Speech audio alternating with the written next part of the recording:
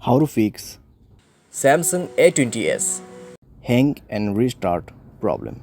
नमस्कार दोस्तों, स्वागत है आप सभी का तिकराज यूट्यूब चैनल पर। तो दोस्तों, आज की इस वीडियो पर मैं आपको बताऊंगा कि कैसे आप जो है अपने सैमसंग के डिवाइस पर हैंग और रीस्टार्ट प्रॉब्लम सॉल्व कैसे कर सकते हैं।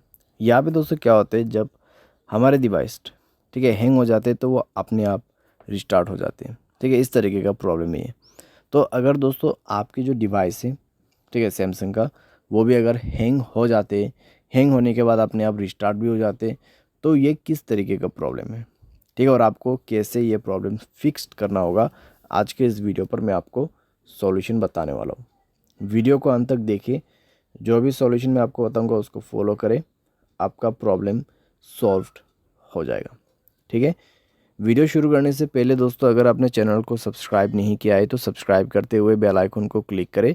अगर आप ऑनलाइन पैसा कमाना चाहते हैं तो वीडियो डिस्क्रिप्शन पर आपको लिंक मिल जाएगा। किसी भी प्रॉब्लम के रिगार्डिंग पर आप हमें ट्विटर पर फॉलो करके मैसेज करें। तो चलिए दोस्तों, वीडियो शुरू करते हैं।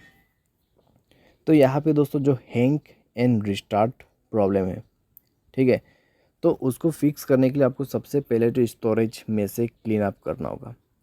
स्टोरेज को क्लीन कीजिए और मोबाइल पे कई सारे एप्लीकेशंस है तो उसको डिलीट कीजिए। ठीक है, बहुत बड़ा एप्लीकेशंस आप यूज़ करते हैं तो उसका डेटा को क्लियर करके यूज़ कीजिए। इससे आपका जो रैम है वो खाली होगा। ठीक है, और कोई भी दोस्तों एप्लीकेशन जो कि बैड एप्लीकेशंस होगा उनको भी डिलीट कर दीजिएगा। बैड एप्लीकेशन जैसे कि कोई अननोन वेबसाइट से इंस्टॉल किया हुआ एप्लीकेशन, ठीक है, तो उनको डिलीट कीजिए और अपने स्पेस को फ्री अप कीजिए। उसके बाद माय फाइल्स पे जाए और यहाँ पे भी दोस्तों स्टोरेज को फ्री अप कीजिएगा।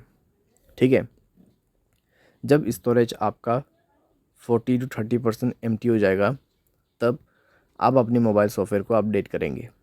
ठीक है, मोबाइल सॉफ्टवेयर को अपडेट करेंगे। मोबाइल सॉफ्टवेयर अपडेट होने के साथ ही साथ आपका प्रॉब्लम सॉल्व हो जाएगा। ठीक है, तो हैंग और रिस्टार्ट का जो इशू है आप इसी तरीके से फिक्स कर सकते हैं। तो ये सॉल्यूशन को आप फॉलो करके देखिए, प्रॉब्लम सॉल्व हो जाना चाहिए। अगर सॉल्व हो जाता है तो अच्छी बात है।